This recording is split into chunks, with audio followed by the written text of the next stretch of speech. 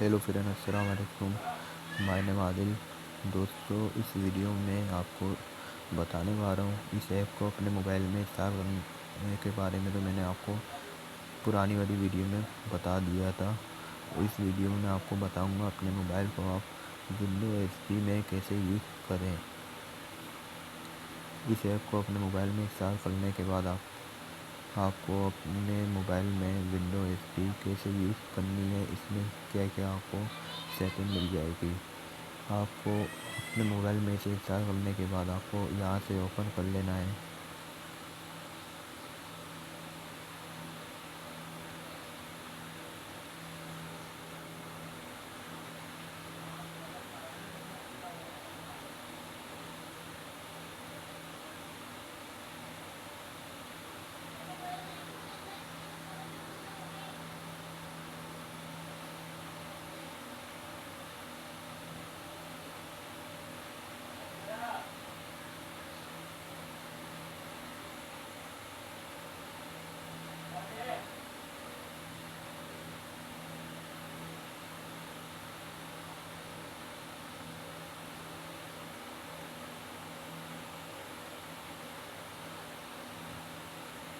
हमारी होगी जैसे हमारा पीसी ऑन होता है, ये भी वैसे ही ऑन हो रहा है।